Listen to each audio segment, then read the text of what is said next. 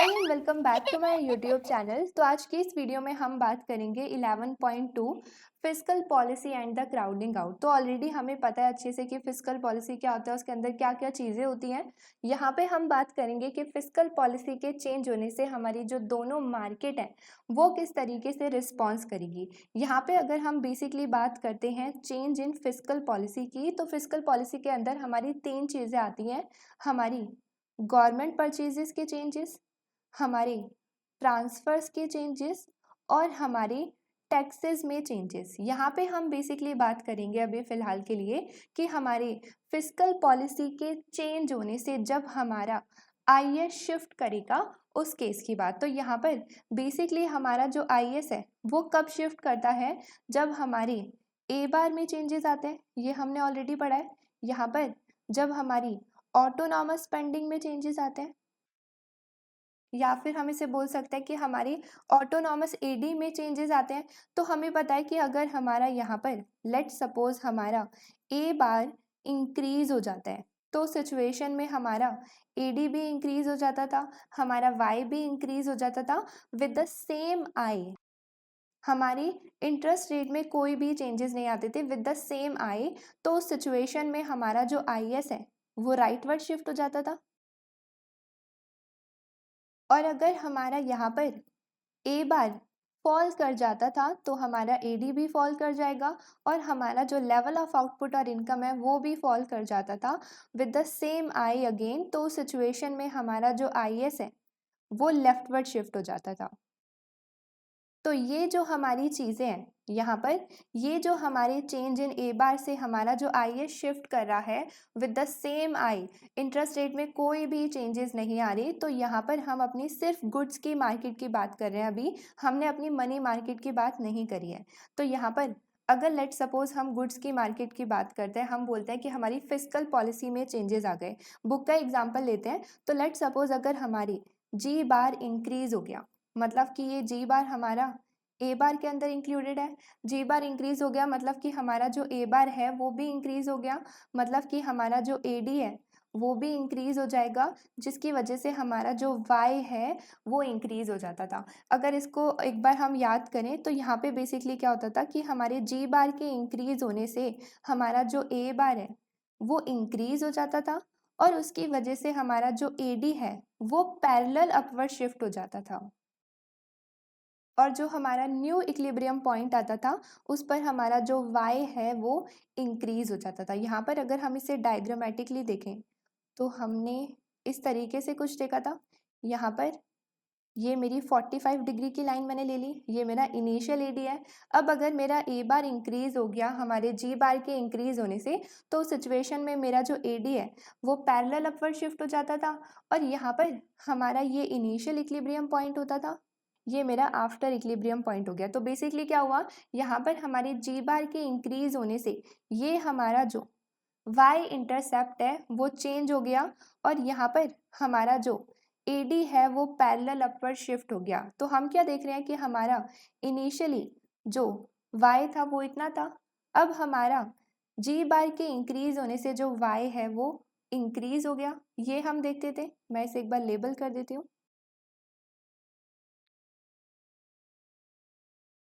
तो यहाँ पर ये चीज़ हम ऑलरेडी पढ़ कर आए थे कि अगर हमारा जी बार इंक्रीज होता है तो वो हमारे ऑटोनॉमस एडी का पार्ट है, ऑटोनॉमस स्पेंडिंग का पार्ट है। अगर हमारा जी बार इंक्रीज होता है, गवर्नमेंट स्पेंडिंग इंक्रीज होती है, तो सिचुएशन में हमारा जो ए बार है वो भी इंक्रीज हो जाता है। और अगर हमारा ए बार इंक्रीज होता है तो सिचुएशन में हमारा जो एडी है वो पैरेलल अपवर्ड शिफ्ट हो जाता है। पैरेलल इसलिए होता है क्योंकि उसके स्लोप में कोई चेंजेस नहीं आ रहा जी बार के इंक्रीज होने से। तो यहाँ पर हमारा जो एडी है वो पैरेलल अपवर्ड शिफ्ट हो जाता है और उसकी वजह से हमारे न्यू इक्विलिब्रियम पॉइंट पर हमारा जो लेवल ऑफ आउटपुट और इनकम है वो इतना इंक्रीज हो जाता है।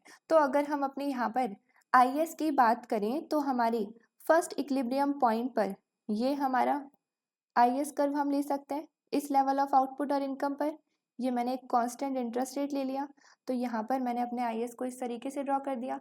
अब अगर हमारा जी बार इंक्रीज हो जाता है और उसकी वजह से हमारा वाई भी इंक्रीज हो जाता है विद द सेम आई, तो उस सिचुएशन में हमारा जो आईएस है वो राइटवर्ड शिफ्ट हो जाता है। तो यहाँ पर ये हमारा IS1 हो गया, ये हमारा IS हो गया। यहाँ पे जो एक इम्पॉर्टेंट चीज़ नोट करने वाली है वो ये है कि जब हमारा सेम इंटरेस्ट रेट पर जो y चेंज हुआ है, जो y इंक्रीज हुआ है G बार के इंक्रीज होने से, वो कितना इंक्रीज हुआ है, मैक्सिमम वो जितना हो सकता था। और वो मैक्सिमम कितना हो सकता है, जितना हमारे दोनों IS के बीच का गैप है। तो यहाँ पर हम बेसिकली क्या देखते हैं कि अगर हम बात करते हैं कि हमारा A बार इंक्रीज होता है तो सिचुएशन में हमारा y इंक्रीज होता है विद द सेम I, इसलिए हमारा जो IS है वो राइटवर्ड शिफ्ट हो जाता है। अब यहाँ पर ये सारी जो बातें हैं, ये हमने जो भी बात करी है अभी, ये हमारी सारी बातें कौन सी मार्केट की है, हमारी गुड्स की मार्केट की। यहाँ पर हमारी गुड्स की मार्केट की, तो ये हमारी वन साइडेड स्टोरी है। अगर हम बात करते हैं अपनी फिस्कल पॉलिसी की, तो फिस्कल पॉलिसी बेसिकली अगेन हमारी दो तरीके की हो सकती है। हमारी हो सकती है एक एक्सपेंशनरी फिस्कल पॉलिसी, और दूसरा हमारी कौन सी है, हमारी कॉन्ट्रैक्शनरी फिस्कल पॉलिसी।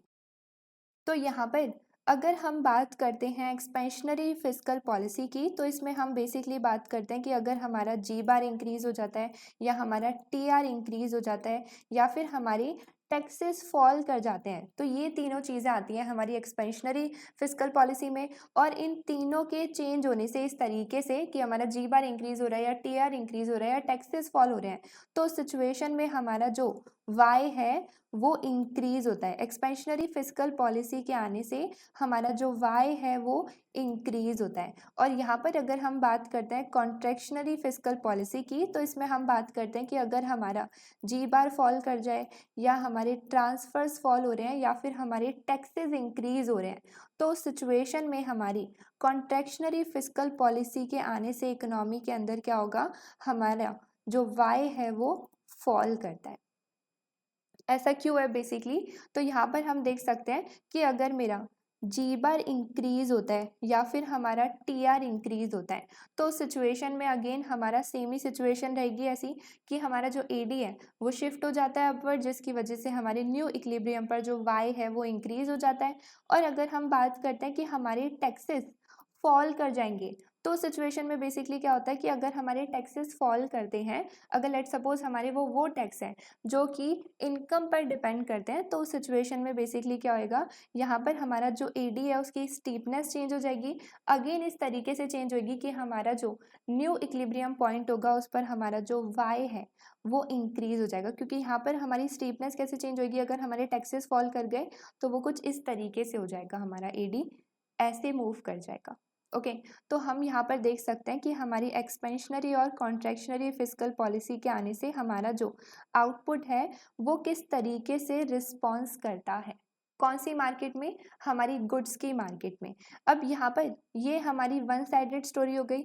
इसके बाद अगर हम बात करें दूसरी मार्केट की, हमने यहाँ पर बात करी अभी तक अपनी एक्सपेंशनरी फिस्कल पॉलिसी की, हमने यहाँ पर बात करी कि व्हाट इफ अगर हमारा G बार इंक्रीज हो जाता है, तो हमने यहाँ पर देख लिया कि अगर G बार इंक्रीज होता है तो गुड्स की मार्केट पर इसका क्या इम्पैक्ट होगा, हमारा जो Y है वो इंक्रीज हो जाएगा। ओवरऑल हमने यही स्टडी करा, Y है वो इंक्रीज हो जाएगा with the same interest rate. तो ये हमारी गुड्स की मार्केट की बात हो गई। गुड्स की मार्केट में हमारी एक्सपेंशनरी फिस्कल पॉलिसी के आने से मेजरली ये चेंज हुआ। और यहाँ पर अगर हम बात करते हैं एक्सपेंशनरी फिस्कल पॉलिसी इकोनॉमी के अंदर आती है, तो हम क्या देखते हैं कि इस सिचुएशन में हमारा जो IS है वो राइटवर्ड शिफ्ट हो जाता है। अब यहाँ पर हमने एक मार्केट तो स्टडी कर ली कि हमारी गुड्स की मार्केट पर इसका क्या इम्पैक्ट होगा, जो कि हम ऑलरेडी पीछे भी पढ़कर आए हैं काफ़ी चैप्टर्स में। अब यहाँ पे हम बात करेंगे कि हमारी एक्सपेंशनरी फिस्कल पॉलिसी के आने से, मतलब हमारे G बार के इंक्रीज होने से हमारी मनी मार्केट पर क्या इम्पैक्ट होगा। तो यहाँ पे गुड्स की मार्केट की बात हो गई। अब हम बात करेंगे मनी मार्केट की, और उसमें हम बेसिकली क्या देखेंगे कि हमारा यहाँ पर गुड्स की मार्केट में सेम इंटरेस्ट रेट पर हमारा जो Y है वो इंक्रीज हो गया था। हम अपनी मनी मार्केट में ये चीज़ नहीं देखते। वहाँ पर जो इसका रिजल्ट है, जब हम दोनों मार्केट को साथ में पढ़ेंगे तो उसका जो रिजल्ट होगा, इम्पैक्ट होगा, हमारी जो फिस्कल पॉलिसी का इम्पैक्ट होगा वो काफ़ी डिफरेंट होगा। तो यहाँ पर ये सारी चीज़ें तो हम ऑलरेडी एक चैप्टर में भी देख कर आए थे। अब हम बात करते हैं दोनों मार्केट की साथ में। तो यहाँ पर हम बात कर रहे हैं अपनी एक्सपेंशनरी फिस्कल पॉलिसी में कि हमारे गवर्नमेंट स्पेंडिंग जो है वो इंक्रीज हो गए। ओके, तो एक बार मैं पहले पीछे का रिवाइज करा देती हूँ क्योंकि पीछे बहुत मैस्ड अप हुआ पड़ा है। तो यहाँ पर जब हमारा जी बार इंक्रीज हुआ, यहाँ पे जब हमारा जी बार इंक्रीज हुआ तो सिचुएशन में हमारा जो एडी है वो अपवर्ड शिफ्ट हो गया पैरेलल। और उस सिचुएशन में हमारे न्यू इक्विलिब्रियम पर हमने देखा कि हमारा जो y है वो इंक्रीज हो गया। तो हम क्या देख रहे हैं कि हमारे g बार के इंक्रीज होने से हमारा जो y है वो इंक्रीज हो गया विद द सेम i। यहाँ पर हमारा सेम i था, है ना। अब यहाँ पे ये हमारी जो भी बात थी, ये हमारी सारी बात थी गुड्स की मार्केट की।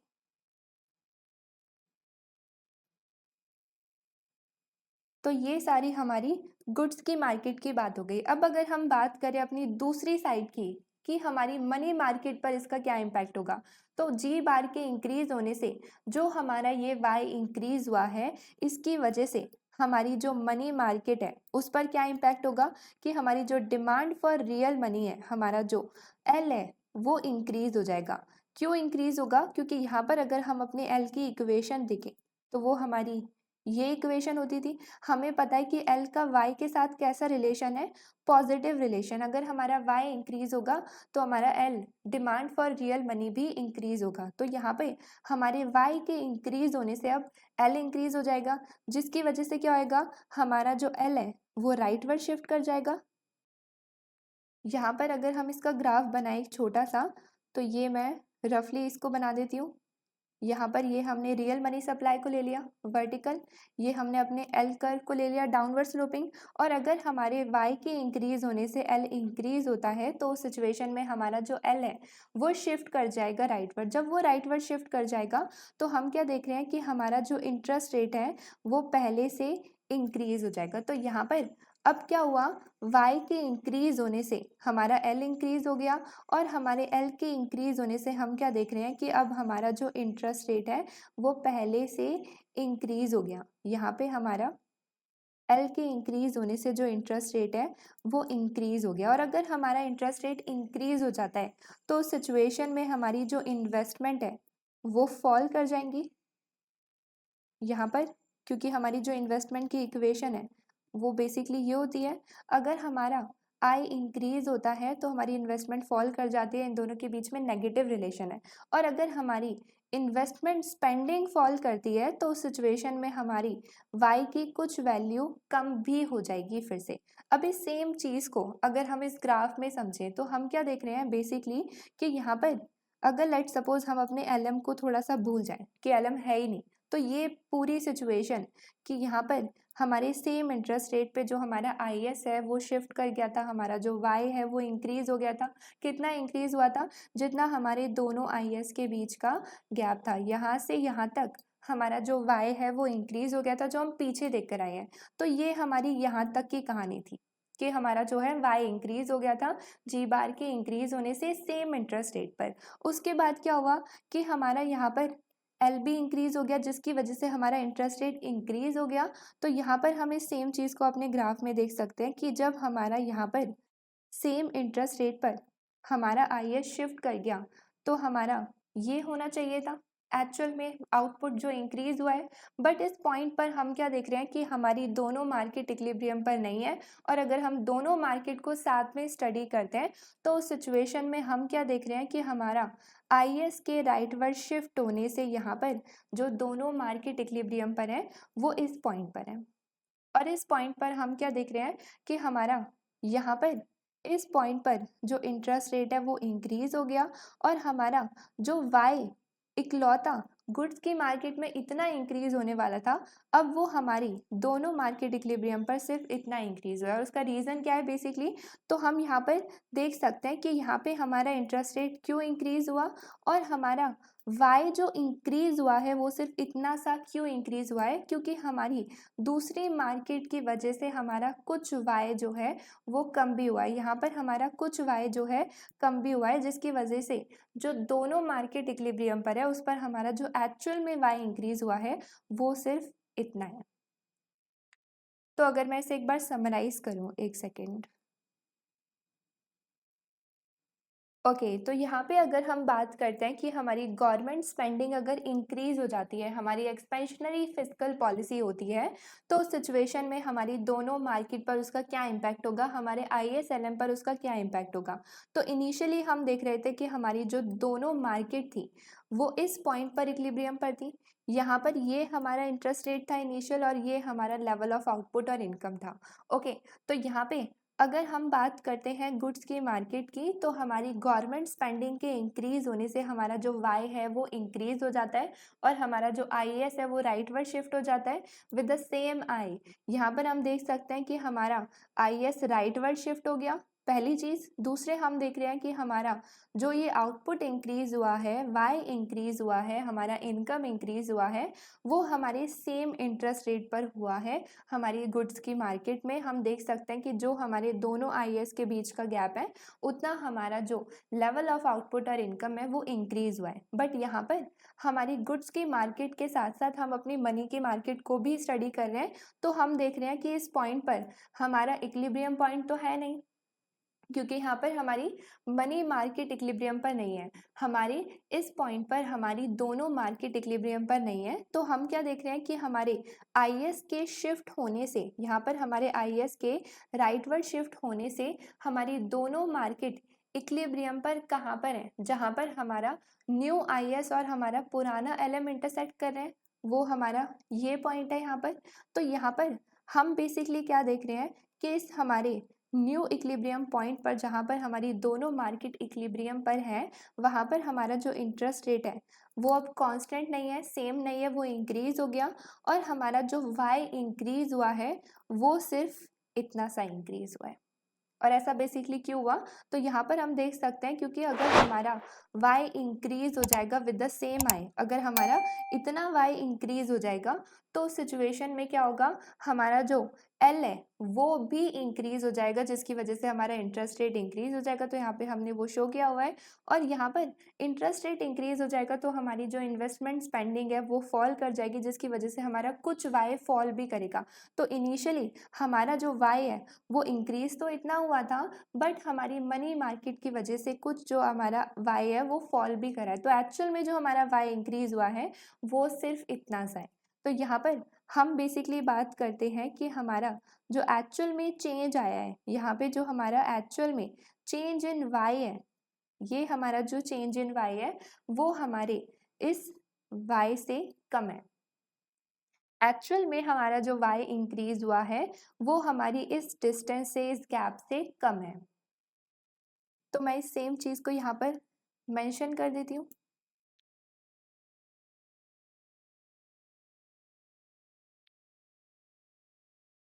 तो यहाँ पर अगर हम बात करते हैं अपनी एक्सपेंशनरी फिजिकल पॉलिसी की, हमारी गवर्नमेंट स्पेंडिंग इंक्रीज होने की, तो उस सिचुएशन में जब हम दोनों मार्केट को स्टडी करते हैं तो हम देखते हैं कि हमारा y जो है वो इतना इंक्रीज होने की बजाय सिर्फ इतना इंक्रीज होता है जिस पर हमारी दोनों मार्केट इक्विलिब्रियम पर हो सके। और यहाँ पर जो इन दोनों के बीच का जो ये गैप हो जाता है कि जो ये हमारा इतना इंक्रीज नहीं हुआ, उसको हम यहाँ पर बोलते हैं क्राउडिंग आउट। तो ये जो हमारा गैप है वो क्या हो गया, क्राउडिंग आउट। अब यहाँ पर हम बात करते हैं कि जितना ज़्यादा हमारा ये क्राउडिंग आउट होगा उतना ही ज़्यादा हम बोल सकते हैं कि हमारी जो पॉलिसी है वो बेकार है। यहाँ पे मैं सेम चीज़ को लिख देती हूँ। तो हमारा जितना ज़्यादा क्राउडिंग आउट होगा उतनी ही ज़्यादा हमारी फिजिकल पॉलिसी लेस इफेक्टिव होगी, उतनी ही ज़्यादा हमारी जो फिजिकल पॉलिसी है वो कम अच्छी होगी। यहाँ पर हम इस सेम चीज़ को देख सकते हैं कि अगर ये हमारा क्राउडिंग आउट है तो ये बेसिकली क्या शो कर रहा है कि इतना ज़्यादा हमारा जो वाई इंक्रीज हो सकता था वो नहीं हुआ है। यहाँ पर हमारा जो एक्चुअल में वाई इंक्रीज हुआ है वो सिर्फ इतना सा है। अगर हमारा ये क्राउडिंग आउट का गैप ज़्यादा होता है, लेट सपोज हमारा इतना क्राउडिंग आउट होता है इस सिचुएशन में, तो हमारा जो एक्चुअल आउटपुट इंक्रीज होता वो सिर्फ इतना सा होता। तो जितना कम हमारा फिस्कल पॉलिसी की वजह से आउटपुट चेंज होगा, इंक्रीज होगा, उतना ही ज़्यादा हम बोल सकते हैं कि फिस्कल पॉलिसी लेस इफेक्टिव है। कम आउटपुट चेंज हो रहा है मतलब फिस्कल पॉलिसी लेस इफेक्टिव है, ज़्यादा आउटपुट चेंज हो रहा है तो सिचुएशन में हम बोल रहे हैं कि फिस्कल पॉलिसी थोड़ी ज़्यादा इफेक्टिव है। अगर कंप्लीटली आउटपुट हमारा इंक्रीज हो जाता और हमारा क्राउडिंग आउट होता ही नहीं, तो सिचुएशन में हम बोलते हैं कि हमारी जो फिस्कल पॉलिसी है वो कंप्लीटली इफेक्टिव है। और अगर हमारा पूरा ही क्राउडिंग आउट होता, तो उस सिचुएशन में हम बोलती कि हमारी जो फिस्कल पॉलिसी है वो कंप्लीटली इनइफेक्टिव है। तो ये सारी केसेस की हम आगे बात करेंगे। तो यहाँ पर तो हम देख रहे हैं कि बेसिकली हमारी जो फिस्कल पॉलिसी है वो ठीक ठाक वर्क कर रही है, क्योंकि हमारा जो वाई है वो कुछ तो इंक्रीज हुआ है। नाउ अब यहाँ पे हम बेसिकली बात करते हैं कि हमारा जो क्राउडिंग आउट है कि वो ज़्यादा होगा या वो कम होगा, वो किन किन फैक्टर्स पर डिपेंड करता है, पहले हम उसे समझेंगे और फिर हम अगेन अपने दो एक्सट्रीम केसेस को यहाँ पर देखेंगे। So the factor that determine how much crowding out takes place, तो इसमें हम तीन मेन फैक्टर्स की बात करेंगे। तो स्टार्ट करते हैं हम अपने फर्स्ट फैक्टर से, जिसमें हम बात करते हैं हमारी एलएम की स्टीपनेस की। तो इस ग्राफ में हमने सेम सिचुएशन को देखा कि हमारा जो आईएस है वो राइटवर्ड शिफ्ट हो जाएगा क्योंकि हमारी एक्सपेंशनरी फिस्कल पॉलिसी है। बट इसमें हमने दो एलएम को ड्रॉ करा है, एक हमारा एलएम स्टीपर है, एक हमारा एलएम फ्लैटर है। तो यहाँ पे अब हम इन दोनों को कंपेयर करेंगे और देखेंगे कि किस में हमारा क्राउडिंग आउट ज़्यादा होता है और किस में कम होता है। तो यहाँ पे अगर हम बात करते हैं हमारे एलएम स्टीपर की, तो सिचुएशन में क्या होता है, यहाँ पर ये हमारा इनिशियल इक्विलिब्रियम था, फिर उसके बाद एक्सपेंशनरी फिस्कल पॉलिसी से ये राइटवर्ड शिफ्ट हो गया। इस सिचुएशन में हमारा न्यू इक्विलिब्रियम यहाँ पर हो गया। न्यू इक्विलिब्रियम में हमारे जो चेंजेस आई है वो क्या है कि हमारा इंटरेस्ट रेट इतना इंक्रीज हो गया और हमारा जो वाई है वो इतना इंक्रीज हो गया। इस सिचुएशन में अगर हम क्राउडिंग आउट की बात करते हैं तो वो हम कैसे निकालते हैं, यहाँ पर हम सेम इंटरेस्ट रेट पर, जो हमारा इनिशियल इंटरेस्ट रेट है उस पर हम देखते हैं कि हमारा आईएस के बीच में गैप क्या है, इतना मैक्सिमम हमारा वाई चेंज हो सकता था सेम इंटरेस्ट रेट पर। तो यहाँ पर इस लाइन को मैं नीचे एक्सटेंड कर देती हूँ, ये हमारी जस्ट इस तरीके से चली जाएगी इसके ऊपर। तो मैं इसे यहाँ पर ओवरलैप नहीं कर रही हूँ, बट यहाँ पे मैं इसे जस्ट यहाँ तक कर देती हूँ। तो ये हमारा क्राउडिंग आउट हो गया फर्स्ट सिचुएशन में, क्योंकि हमारा मैक्सिमम सेम इंटरेस्ट पर इतना वाई इंक्रीज हो सकता था, बट वो हुआ कितना, सिर्फ इतना। ओके, तो ये हमारा फर्स्ट केस का क्राउडिंग आउट हो गया। उसके बाद अगर हम बात करते हैं सेकेंड केस की, तो यहाँ पर हम बात कर रहे हैं कि हमारा जो एलएम है वो फ्लैटर है। इस सिचुएशन में हमारा जो इनिशियल इक्विलिब्रियम है वो यहाँ पर है, जो हमारे आईएस पर हमारा एलएम इंटरसेक्ट कर रहा है। उसके बाद हमारी एक्सपेंशनरी फिस्कल पॉलिसी से हमारा जो आईएस है वो राइटवर्ड शिफ्ट हो गया था और यहाँ पर ये हमारा न्यू इक्विलिब्रियम हो गया। न्यू इक्विलिब्रियम पर हम चेंजेस को क्या देख रहे हैं कि हमारा इंटरेस्ट रेट इतना इंक्रीज हो गया और हमारा जो वाई है वो इतना ज़्यादा इंक्रीज हो गया। यहाँ पर अगर हम बात करते हैं क्राउडिंग आउट की, तो क्राउडिंग आउट कैसे निकालते हैं, हम देखेंगे हमारे इनिशियल इंटरेस्ट रेट पर हमारे आईएस का गैप। तो इनिशियल इंटरेस्ट रेट पर हमारे जो आईएस का गैप है वो इतना है, तो हमारा जो मैक्सिमम वाई इंक्रीज हो सकता था वो इतना इंक्रीज हो सकता था, लेकिन वो हुआ कितना, सिर्फ इतना। तो इस सिचुएशन में हमारा जो क्राउडिंग आउट है वो इतना हो गया, ये हमारा स्पेस हो गया क्राउडिंग आउट।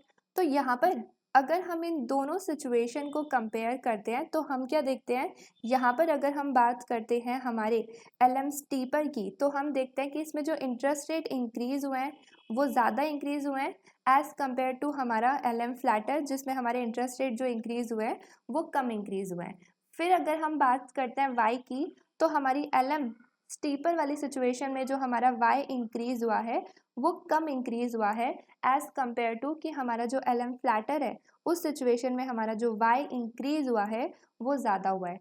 फिर अगर हम बात करते हैं क्राउडिंग आउट की, यहाँ पे अगर हम यहाँ पे क्राउडिंग आउट की बात करते हैं तो हम देख रहे हैं कि हमारा जिस सिचुएशन में हमारा एलएम स्टीपर है उस सिचुएशन में ज़्यादा क्राउडिंग आउट है, यहाँ पर ज़्यादा क्राउडिंग आउट है क्योंकि हमारा जो वाई है वो इतना इंक्रीज हो सकता था, बट वो हुआ कितना, सिर्फ इतना। इस सिचुएशन में हमारा क्राउडिंग आउट ज़्यादा है। अगर हमारा इस सिचुएशन में क्राउडिंग आउट ज़्यादा है तो हमारी एलएम जिस सिचुएशन में स्टीपर है उस सिचुएशन में हमारी जो फिस्कल पॉलिसी है वो लेस इफेक्टिव होगी एज़ कम्पेयर टू जिसमें हमारा एलएम फ्लैटर है, क्योंकि उसमें हमारा क्राउडिंग आउट कम है, हमारा मैक्सिमम इतना इंक्रीज हो सकता था, बट वो हुआ इतना, और इसमें हमारा जो रह गया वो पार्ट कितना कम है, हमारा जो क्राउडिंग आउट है वो कितना कम है। इस सिचुएशन में हम बोल सकते हैं कि हमारे एलएम फ्लैटर में हमारी जो फिस्कल पॉलिसी है वो ज़्यादा इफेक्टिव है। तो यहाँ पर अगर हम इसे एक बार समराइज करें तो हम बेसिकली बात करते हैं अपनी इनिशियल इंटरेस्ट रेट की। दोनों एलएम में हम अपनी इनिशियल इंटरेस्ट रेट की बात करते हैं और हम देखते हैं कि इनिशियल इंटरेस्ट रेट पे जो हमारा गैप है वो बेसिकली शो करता है कि मेरा वाई मैक्सिमम कितना चेंज हो सकता था, मैक्सिमम कितना इंक्रीज हो सकता था सेम इंटरेस्ट रेट पर। तो यहाँ पर हम इन लाइन्स को ड्रॉ कर सकते हैं ऐसे कुछ इस तरीके से। हम देखते हैं कि मैक्सिमम मेरा वाई इतना इंक्रीज हो सकता था एलएम स्टीपर के केस में, बट हुआ इतना, और इस सिचुएशन में क्राउडिंग आउट हमारा ज़्यादा है, हमारा जो वाई रह गया वो ज़्यादा है। क्राउडिंग आउट ज़्यादा है मतलब कि हमारी फिस्कल पॉलिसी इसमें लेस इफेक्टिव है, और इस सिचुएशन में हमारा मैक्सिमम इतना इंक्रीज हो सकता था बट हुआ वो सिर्फ इतना। और यहाँ पर इस सिचुएशन में अगर हम अपने गैप को देखें तो यहाँ पर हमारा जो क्राउडिंग आउट है वो काफ़ी ज़्यादा कम है। तो ये था हमारा फर्स्ट फैक्टर। उसके बाद अगर हम बात करें अपने सेकेंड फैक्टर की, तो यहाँ पर हम बात करते हैं अब स्टीपनेस ऑफ आईएस की। तो यहाँ पे हमारा जो एलएम है वो तो सेम ही है, उसमें कोई चेंजेस नहीं आ रहे। और यहाँ पर हम अगर बात कर रहे हैं एक्सपेंशनरी फिस्कल पॉलिसी की, तो उस सिचुएशन में हमारा जो आईएस है वो राइटवर्ड शिफ्ट हो जाता है, जैसा हमने पीछे देखा। तो यहाँ पर हम दो आईएस की बात कर रहे हैं, एक हमारा स्टीपर है, एक हमारा फ्लैटर है, और वो दोनों ही राइटवर्ड शिफ्ट हो रहे हैं due to expansionary fiscal policy. तो यहाँ पर अगेन हम इन दोनों को कंपेयर करेंगे। यहाँ पर हम क्या देख रहे हैं कि जिस सिचुएशन में हमारा आईएस स्टीपर है उस सिचुएशन में हमारा जो आई इंक्रीज हुआ है वो इतना सा है, और जो वाई इंक्रीज हुआ है वो कितना ज़्यादा है। और जिस सिचुएशन में हमारा आईएस फ्लैटर है उस सिचुएशन में हमारा जो आई इंक्रीज हुआ है वो कितना ज़्यादा है, और हमारा जो वाई इंक्रीज हुआ है वो कितना कम है। अब यहाँ पर हमारी बुक में पता है क्या गिवन है बेसिकली, कि हमारा जो वाई है वो भी लेस इंक्रीज हो रहा है हमारे फ्लैटर वाले केस में, और जो हमारा आई है वो भी लेस इंक्रीज हो रहा है। बट मेरे को ऐसा लगता है कि यहाँ पर हमारा जो आई है वो ज़्यादा इंक्रीज होगा, क्योंकि यहाँ पर अगर हम बात करते हैं फ्लैटर की सिचुएशन की, तो यहाँ पे अगर हम इन दोनों के क्राउडिंग आउट को मेजर करें, ये हमारा क्राउडिंग आउट को मेजर करें, तो यहाँ पे ये हमारा इनिशियल इंटरेस्ट रेट हो गया दोनों का। यहाँ से हम मैक्सिमम देख सकते हैं कितना वाई चेंज होएगा, तो यहाँ से मैंने इसको स्ट्रेट लाइन कर दिया। यहाँ पर मैं अपने देख सकती हूँ कि मेरे आउटपुट में कितना इंक्रीज आ सकता था, इतना ज़्यादा, बट वो सिर्फ इतना सा इंक्रीज हुआ। तो इस सिचुएशन में मेरा जो क्राउडिंग आउट है वो ये पूरा गैप हो गया एक तरीके से। और अगर हम बात करते हैं स्टीपर वाली सिचुएशन में, तो इनिशियल इंटरेस्ट रेट पे हमारा ये हो गया, यहाँ पर मेरा जो मैक्सिमम वाई इंक्रीज होता वो इतना था, और हमारा जो वाई इंक्रीज हुआ है वो भी नियर टू दिस है। अब यहाँ पे हमारा जो क्राउडिंग आउट है वो सिर्फ इतना सा है, ये जो पूरा गैप आ रहा है ये क्राउडिंग आउट है। यहाँ पे हम बेसिकली क्या देख रहे हैं कि जिस सिचुएशन में हमारा आई एस फ्लैटर है उस सिचुएशन में हमारा क्राउडिंग आउट काफ़ी ज़्यादा है। दैट मीन्स कि उस सिचुएशन में हमारी जो फिस्कल पॉलिसी होगी वो लेस इफेक्टिव होगी एज कंपेयर टू कौन सी सिचुएशन, जिसमें हमारा आई एस जो है स्टीपर होगा। देन अगर हम बात करें हमारे थर्ड फैक्टर की, तो हमारा थर्ड फैक्टर है मल्टीप्लायर। अब यहाँ पे हम बात करेंगे कि मल्टीप्लायर में चेंज आने की वजह से किस तरीके से हमारी कौन सी सिचुएशन में क्राउडिंग आउट कम और ज़्यादा होती है। यहाँ पे हम बेसिकली मल्टीप्लायर को क्यों देख रहे हैं, क्योंकि यहाँ पे अगर हम बात करते हैं change in Y due to change in G bar, यहाँ पे हम यही देख रहे हैं। और अगर हम बात कर रहे हैं एक्सपेंशनरी फिस्कल पॉलिसी की, मतलब कि हम यहाँ पे ले रहे हैं अगर कि जी बार इंक्रीज हो रहा है, तो वो हमें पता है कि हमारे ए बार का पार्ट है। तो यहाँ पर अगर हमारे ए बार में चेंजेस आते हैं तो हमारे वाई में कितने चेंजेस आएंगे वो डिपेंड करता है हमारे मल्टीप्लायर इफेक्ट पर, कि हमारा कितना मल्टीप्लायर है। अब यहाँ पे अगेन हम दो सिचुएशन की बात करेंगे। एक सिचुएशन में हम ले लेते हैं कि हमारा जो मल्टीप्लायर है वो बहुत ज़्यादा लार्ज है, दूसरे में हम ले लेते हैं कि हमारा जो मल्टीप्लायर है वो काफ़ी ज़्यादा स्मॉल है। अब यहाँ पे अगर हम ले रहे हैं कि हमारा मल्टीप्लायर लार्जर है, अगर मल्टीप्लायर लार्जर होगा तो उसका क्या मतलब है सिंपली कि हमारे ए बार के चेंज होने से मल्टीप्लायर अगर ज़्यादा है तो हमारे y में ज़्यादा चेंजेस आएंगे, और y में अगर हमें ज़्यादा चेंजेस दिखाने हैं तो हमें अपने IS को ज़्यादा शिफ्ट करना पड़ेगा। सेम अगर हम बात करते हैं कि हमारा मल्टीप्लायर स्मॉलर है, तो उस सिचुएशन में हमारे a बार के चेंज होने से जो y चेंज होगा वो कम चेंज होगा। अगर वो कम चेंज होगा तो हमारा जो IS है वो शिफ्ट तो करेगा बट वो लेस शिफ्ट करेगा। यहाँ पे अगर हम बात कर रहे हैं कि हमारी एक्सपेंशनरी फिस्कल पॉलिसी है, तो हमारा जो ये शिफ्ट होगा IS वो राइटवर्ड शिफ्ट होगा। अगर हमारा मल्टीप्लायर ज़्यादा है, लार्जर है, उसकी वैल्यू बड़ी है, तो सिचुएशन में हमारा जो IS शिफ्ट होगा वो बहुत ज़्यादा शिफ्ट होगा। और अगर हमारा मल्टीप्लायर स्मॉलर है तो उस सिचुएशन में हमारा जो IS शिफ्ट होगा राइटवर्ड वो लेस शिफ्ट होगा। तो यहाँ पे मैंने ये दोनों ही केसेस अपने इस डायग्राम में बनाए हुए हैं। तो हमारी इनिशियल सिचुएशन ब्लैक वाली है, जहाँ पर हमारा दोनों सिचुएशन में जो इनिशियल इक्विलिब्रियम पॉइंट है वो ये है। यहीं से हम कंपेयर करेंगे और हमारी आफ्टर इक्विलिब्रियम पॉइंट जो है वो दोनों सिचुएशन में डिफर करते हैं। तो इसको हम एक बार डिस्कस करते हैं। तो यहाँ पर हम अपने फर्स्ट केस को ले लेते हैं कि हमारा जो मल्टीप्लायर की वैल्यू है वो स्मॉलर है। अगर हमारा मल्टीप्लायर स्मॉलर है तो उस सिचुएशन में हमारा जो IS है वो एक्सपेंशनरी फिस्कल पॉलिसी से राइटवर्ड शिफ्ट तो होगा बट वो लेस शिफ्ट होगा। तो यहाँ पे हमने इसको कम शिफ्ट करा है राइटवर्ड। तो यहाँ पे हमारी इनिशियल इक्विलिब्रियम कंडीशन ये है, इनिशियल इक्विलिब्रियम पॉइंट ये है। उसके बाद जब हमारा IS राइटवर्ड शिफ्ट हो जाएगा तो हमारा न्यू IS और हमारा पुराना LM यहाँ पर इंटरसेक्ट कर रहे हैं, तो ये हमारी न्यू इक्विलिब्रियम पॉइंट है। इस सिचुएशन में हमारा जो इंटरेस्ट रेट है वो इतना इंक्रीज हो गया, जो लेवल ऑफ आउटपुट और इनकम है वो इतना इंक्रीज हो गया। तो यहाँ पर अगर हम बात करते हैं क्राउडिंग आउट की, तो हमारा क्राउडिंग आउट हम कैसे देख रहे हैं कि मेरे इनिशियल इंटरेस्ट रेट पर अगर मैं दोनों IS के बीच का गैप देखती हूँ, यहाँ पर दोनों IS के बीच का गैप ये हो गया, यहाँ पर ये मेरा मैक्सिमम लेवल ऑफ आउटपुट और इनकम इंक्रीज हो सकता था, बट वो कितना इंक्रीज हुआ, सिर्फ इतना। तो यहाँ पर जो रह गया है वो हमारा क्राउडिंग आउट हो गया केस 1 में, जहाँ पर हम लेकर चल रहे हैं कि हमारा मल्टीप्लायर की वैल्यू स्मॉलर है। ये गैप हमारा क्या हो गया, क्राउडिंग आउट। कौन सी सिचुएशन में, जिसमें हमारा जो मल्टीप्लायर है वो स्मॉलर है। उसके बाद अगर हम बात करते हैं कि अगर हमारा मल्टीप्लायर की वैल्यू ज़्यादा है, लार्जर है, तो उस सिचुएशन में हमारा जो IS है वो राइटवर्ड शिफ्ट तो होगा बट वो बहुत ज़्यादा शिफ्ट होगा। तो यहाँ पर हमने उसे बहुत ज़्यादा शिफ्ट कर दिया। अगेन इसका जो इनिशियल इक्विलिब्रियम पॉइंट है वो तो यही रहने वाला है। आफ्टर इक्विलिब्रियम पॉइंट क्या है, जहाँ पर हमारा न्यू IS राइटवर्ड शिफ्ट होने के बाद हमारे LM से मिल रहा है, तो वो यहाँ पर आ गया। अब इस सिचुएशन में अगर हम बात करते हैं अपने चेंजेस की, तो हम क्या देख रहे हैं कि हमारा इंटरेस्ट रेट इतना ज़्यादा इंक्रीज हो गया और हमारा लेवल ऑफ आउटपुट और इनकम जो है वो भी इतना ज़्यादा इंक्रीज हो गया, जो कि ब्लू में गिवन है। यहाँ पे अगर हम क्राउडिंग आउट की बात करते हैं तो हम देखते हैं कि हमारे इनिशियल इंटरेस्ट रेट से हमारे IS के बीच का गैप क्या है। तो यहाँ पे हमारा ये पुराना IS है और हमारा न्यू IS इस सिचुएशन में ये वाला है। तो इस सिचुएशन में हमारा जो गैप है, मैं उसको दूसरे कलर से कर देती हूँ। तो इस बार जो हमारा गैप है वो क्या है, ये हमारे दोनों IS के बीच का गैप है। मैक्सिमम मेरा जो आउटपुट है वो इतना इंक्रीज हो सकता था।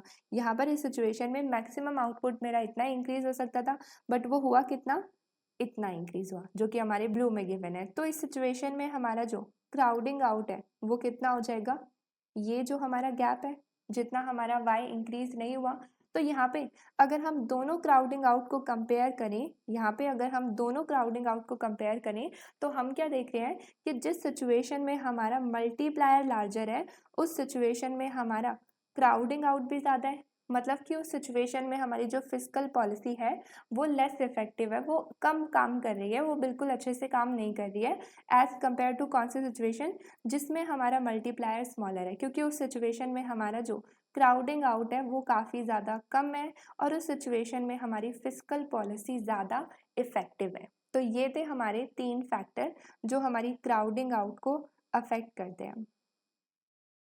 नाउ अब अगर हम बात करें हमारे 2 एक्सट्रीम केसेस की, तो हमारा first case again liquidity trap और हमारा सेकंड एक्सट्रीम केस हमारा द क्लासिकल केस। तो ये दोनों ही हमने अपनी लास्ट वीडियो में कवर करे थे। यहाँ पे अगर हम बात करते हैं लिक्विडिटी ट्रैप की, तो हमने बेसिकली क्या देखा था कि इस सिचुएशन में हमारा जो LM है वो हॉरिजॉन्टल बनता है और हमने देखा था कि हमारी जो मॉनेटरी पॉलिसी होती है वो कम्प्लीटली इनइफेक्टिव होती है। और वहाँ पे मैंने एक और पॉइंट पे लिखा था कि उस केस में हमारी जो फिस्कल पॉलिसी होती है वो कम्प्लीटली इफेक्टिव होती है। तो अब हम देखेंगे कि वो किस तरीके से कम्प्लीटली इफेक्टिव होती है, क्योंकि अब हमने फिस्कल पॉलिसी को पढ़ लिया है। तो अब हम यहाँ पर देखेंगे लिक्विडिटी ट्रैप की सिचुएशन में कि हमारी फिस्कल पॉलिसी कैसे कम्प्लीटली इफेक्टिव होती है। तो यहाँ पर अगर हम बात करते हैं फिस्कल पॉलिसी की, तो हम बात करते हैं अगेन एक्सपेंशनरी फिस्कल पॉलिसी की, क्योंकि due to increase in government spending. अब यहाँ पे अगर गवर्नमेंट स्पेंडिंग इंक्रीज होती है, हमारी एक्सपेंशनरी फिस्कल पॉलिसी होती है, तो हमने देखा है कि हमारा जो IAS है वो राइट पर शिफ्ट हो जाएगा। अब यहाँ पे हमारा जो LM है वो हॉरिजॉन्टल है।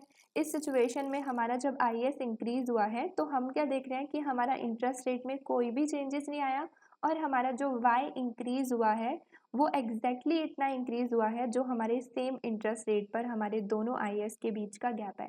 मतलब मैक्सिमम जितना हमारा Y इंक्रीज हो सकता था उतना ही यहाँ पर हमारा जो Y है वो इंक्रीज हुआ है।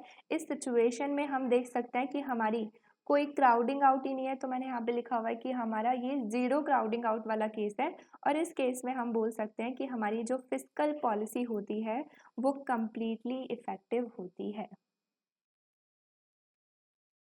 देन उसके बाद अगर हम बात करते हैं अपने केस 2 की, तो केस 2 में हमने बेसिकली क्या देखा था कि हमारे द क्लासिकल केस में हमारा जो LM है वो वर्टिकल बनता है।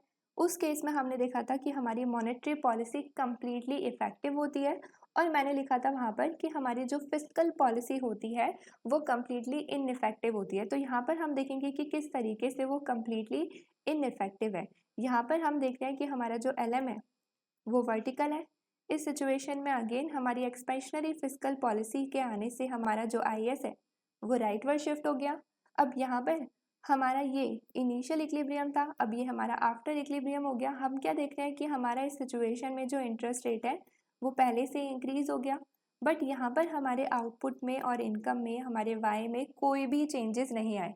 तो इस सिचुएशन में अगर हम बात करते हैं कि Y में मैक्सिमम कितने चेंजेस आ सकते थे, तो हम देख रहे हैं कि इंटरेस्ट रेट हमारे इनिशियल पर इन दोनों के बीच में जो गैप था वो इतना था, तो मैक्सिमम हमारा जो Y है वो इतना इंक्रीज हो सकता था। बट हमारा Y इस सिचुएशन में इंक्रीज ही नहीं हुआ, चेंज ही नहीं हुआ। तो हमारा ये जो पूरा कंप्लीट गैप है वो क्या हो जाएगा, क्राउडिंग आउट। इस सिचुएशन में हमारी फुल क्राउडिंग आउट होती है, और इस सिचुएशन में हमारी जो फिस्कल पॉलिसी होती है वो कम्प्लीटली इनइफेक्टिव होती है, क्योंकि उस सिचुएशन में हमारा आउटपुट चेंज ही नहीं हो रहा। मतलब कि हमारी फिस्कल पॉलिसी नहीं भी होती तो भी हमारा आउटपुट वैसे ही है, और अब अगर हम फिस्कल पॉलिसी को ला रहे हैं तो भी हमारा आउटपुट ऐसे ही है। तो हमारी फिस्कल पॉलिसी को लाने का कोई फ़ायदा नहीं होगा, वो कम्प्लीटली इनइफेक्टिव है इस सिचुएशन में। तो ये है हमारे दो एक्सट्रीम केसेस, हमारे लिक्विडिटी ट्रैप और हमारा द क्लासिकल केस। नाउ हमारे 11.2 का last topic is crowding out important. तो यहाँ पे हम बेसिकली 3 डिफरेंट पॉसिबिलिटीज़ की बात करेंगे हमारे क्राउडिंग आउट की। तो स्टार्ट करते हैं हम अपनी फर्स्ट पॉइंट से। ये हमारी फर्स्ट पॉसिबिलिटी है जिसमें हमने अभी तक बेसिकली क्या देखा कि हमारा जो प्राइस लेवल है वो कांस्टेंट है। हम ये अज्यूम करके चलते हैं इकोनॉमी के अंदर, और हम बात करते हैं कि हमारा जो लेवल ऑफ आउटपुट प्रोड्यूस हो रहा है इकोनॉमी के अंदर, जो हमारा Y है वो हमारे पोटेंशियल आउटपुट से कम है। ये हमारी अजम्पशंस होती हैं। तो ये मैंने एक चैप्टर पे भी डिस्कस करा था कि अगर हमारा पोटेंशियल आउटपुट होता है तो उस सिचुएशन में हम बात करते हैं हमारा वो आउटपुट जो हमारी फुल एम्प्लॉयमेंट लेवल पर हो रहा है प्रोड्यूस इकोनॉमी के अंदर। तो यहाँ पर अभी तक हम जितनी भी चीज़ें पढ़ रहे थे उसमें हम ले रहे थे कि हमारा जो प्राइस लेवल है वो कांस्टेंट है, और हमारा जो आउटपुट प्रोड्यूस हो रहा है इकोनॉमी के अंदर वो हमारे पोटेंशियल आउटपुट से कम है। मतलब कि हमारी इकोनॉमी के अंदर फुल एम्प्लॉयमेंट लेवल अभी रीच नहीं हुआ है। तो इस सिचुएशन में हम बेसिकली क्या बात करते हैं यहाँ पर, अगर हम बात करते हैं एक्सपेंशनरी फिस्कल पॉलिसी की, तो उसमें हमारा बेसिकली हमने क्या देखा कि हमारा AD इंक्रीज हो जाता है। जैसे लेट सपोज हमारी G बार इंक्रीज हो गया तो हमारा AD इंक्रीज हो जाता है। उस सिचुएशन में हमारा Y इंक्रीज हो जाता है। मतलब कि हम जो आउटपुट प्रोड्यूस कर रहे हैं इकोनॉमी के अंदर, या फिर हम बोल सकते हैं कि हमारी जो GDP है या फिर हमारी जो इनकम है Y है वो इंक्रीज हो जाता है। और वो बेसिकली क्यों इंक्रीज होता है, क्योंकि फर्म्स और प्रोड्यूस करेंगे अगर हमारा एडी इंक्रीज हो रहा है, और वो फर्म इसलिए भी और प्रोड्यूस कर सकती हैं सिंपली क्योंकि यहाँ पर कैसे प्रोड्यूस करेंगी वो, और लोगों को हायर कर कर, क्योंकि फुल एम्प्लॉयमेंट लेवल यहाँ पे नहीं है। तो यहाँ पर बेसिकली हम बात करते हैं कि अभी तक जो भी हम चीज़ें देख रहे थे उसमें यहाँ तक जो भी हमने ये बात करी हमारी गुड्स की मार्केट की, इसमें हमारा वाई बेसिकली इसलिए इंक्रीज होता है एडी के इंक्रीज होने से, क्योंकि हमारी जो फर्म्स हैं वो अपने आउटपुट को और इंक्रीज कर सकती हैं पहले से, क्योंकि हमारी इकोनॉमी फुल एम्प्लॉयमेंट लेवल पर नहीं है, वो और लोगों को हायर कर कर अपने आउटपुट को और इंक्रीज कर सकती है अगर एडी इंक्रीज होता है तो। लेकिन अब यहाँ पर हमारी जो फर्स्ट पॉसिबिलिटी है वो बात करती है कि व्हाट इफ अगर हमारा आउटपुट पोटेंशियल आउटपुट हो और हमारा प्राइस लेवल कांस्टेंट ना हो, तो उस सिचुएशन में बेसिकली क्या होगा, यहाँ पर अगर हमारा पोटेंशियल लेवल ऑफ आउटपुट होता है तो उस सिचुएशन में हमारी फिस्कल पॉलिसी के आने से, हमारी एक्सपेंशनरी फिस्कल पॉलिसी के आने से, हमारे एडी के इंक्रीज होने से हम अपने वाई को इंक्रीज नहीं कर सकते। क्यों नहीं इंक्रीज कर सकते? क्योंकि हमारा ऑलरेडी फुल एम्प्लॉयमेंट है इकोनॉमी के अंदर। अगर हमारी इकोनॉमी के अंदर ऑलरेडी फुल एम्प्लॉयमेंट है और हमारी एग्रीगेट डिमांड इंक्रीज हो गई है, तो उस सिचुएशन में क्या होगा, बेसिकली यहाँ पर अब डिमांड इंक्रीज हो गई है बट हम अपनी सप्लाई को इंक्रीज नहीं कर सकते हैं क्योंकि ऑलरेडी फुल एम्प्लॉयमेंट है। तो उस सिचुएशन में क्या होता है, हमारा जो प्राइस लेवल है वो इंक्रीज हो जाएगा।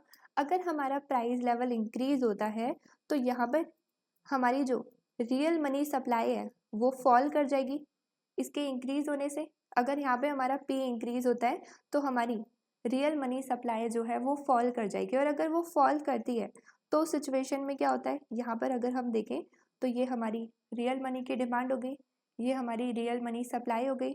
अगर ये फॉल कर जाती है तो ये यहाँ पे लेफ्टवर्ड शिफ्ट हो जाएगी।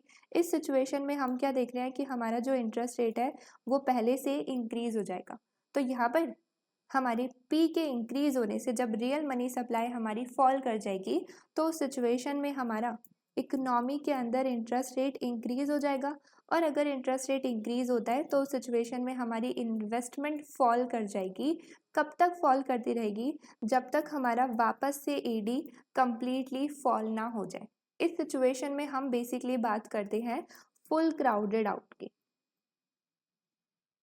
तो ये हमारी जो फर्स्ट पॉसिबिलिटी है कि अगर हमारी इकोनॉमी के अंदर फुल एम्प्लॉयमेंट लेवल होता है और पोटेंशियल आउटपुट प्रोड्यूस हो रहा है और हमारा प्राइस लेवल कांस्टेंट नहीं है, तो सिचुएशन में हम बात करते हैं कि हमारी एक्सपेंशनरी फिस्कल पॉलिसी के आने से प्राइस लेवल इंक्रीज हो जाएगा, जिसकी वजह से इंटरेस्ट रेट इंक्रीज हो जाएगा।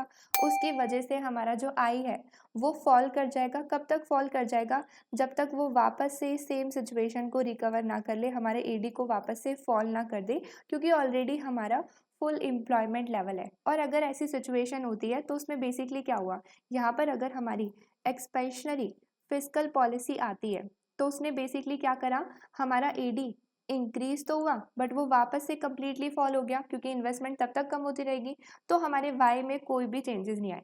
तो एक्सपेंशनरी फिस्कल पॉलिसी के आने से जो नुकसान हुआ है वो बेसिकली क्या है कि हमारा सिर्फ इंटरेस्ट रेट इंक्रीज हो गया, वाई में कोई भी चेंजेस नहीं आए, और उस सिचुएशन में इसलिए हम बोल रहे हैं कि वो हमारा क्या है, फुल क्राउडेड आउट है।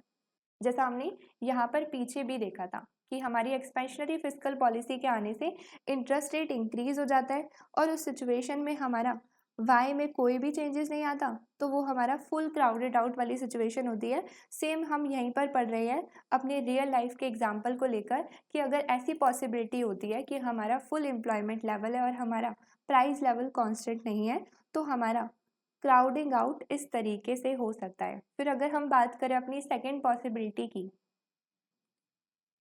तो हमारी जो सेकेंड पॉसिबिलिटी है वो बेसिकली बात करती है कि इकोनॉमी के अंदर फुल क्राउडेड आउट नहीं हो सकता क्योंकि हमारा एलएम जो है वो वर्टिकल नहीं है। तो यहाँ पर हमारी जो इकोनॉमी है वो अनएम्प्लॉयड रिसोर्सेज के साथ है। इस सिचुएशन में हमारा फुल क्राउडेड आउट नहीं होता है और हमारा जो एलएम है वो बिल्कुल भी वर्टिकल नहीं होता है। तो यहाँ पर जिस सिचुएशन की, जिस पॉसिबिलिटी की हम बात करते हैं वो बिल्कुल सिंपल है, जो हम अभी तक देख कर आए हैं कि अगर हमारी फिस्कल एक्सपेंशनरी पॉलिसी होती है, यहाँ पर हमारी अगर फिस्कल एक्सपेंशनरी पॉलिसी होती है तो उस सिचुएशन में जो हम देख कर आए हैं उसी सेम चीज़ की बात करते हैं कि लेट सपोज अगर हमारा जी बार इंक्रीज हो जाता है फिजिकल एक्सपेंशनरी पॉलिसी में, तो हमारा जो एडी है वो इंक्रीज हो जाएगा, जिसकी वजह से हमारा जो वाई है वो इंक्रीज हो जाएगा। मतलब कि हमारा जो एल कर्व है, हमारी जो रियल डिमांड फॉर मनी है वो इंक्रीज हो जाएगी और वो हमारी राइट वर्ड शिफ्ट हो जाएगी। उस सिचुएशन में हमारा जो इंटरेस्ट रेट है, मैं थोड़ा रफली लिख रही हूँ हैंड राइटिंग, बट उस सिचुएशन में हमारा जो इंटरेस्ट रेट है वो इंक्रीज हो जाएगा, जिसकी वजह से हमारी जो इन्वेस्टमेंट है वो फॉल कर जाएगी और उसकी वजह से हमारा जो कुछ वाई है वो फॉल भी करेगा। तो यहाँ पर हमारा जो वाई है वो इंक्रीज भी करता है और थोड़ा सा फॉल भी करता है। इसीलिए इस सिचुएशन में जो मैक्सिमम हमारा वाई इंक्रीज हो सकता है उतना नहीं होता है, कुछ ना कुछ रह जाता है। तो इस सिचुएशन में हम बोलते हैं कि यहाँ पर हमारा थोड़ा बहुत क्राउडिंग आउट तो होता ही है, जो कि हमने नॉर्मल केस पढ़ा था, जहाँ पे हम बोलते हैं कि हमारी एक्सपेंशनरी फिस्कल पॉलिसी थोड़ी बहुत इफेक्टिव तो थी, क्योंकि हमारा जो वाई है वो थोड़ा बहुत इंक्रीज तो हुआ था, कंप्लीटली नहीं हुआ बट हुआ था। देन अगर हम बात करें हमारे लास्ट पॉसिबिलिटी की, यहाँ पे बात करते हैं हम अपनी ज़ीरो क्राउडिंग आउट वाली पॉसिबिलिटी की, तो इसको मैं बोल सकती हूँ नो क्राउडिंग आउट भी।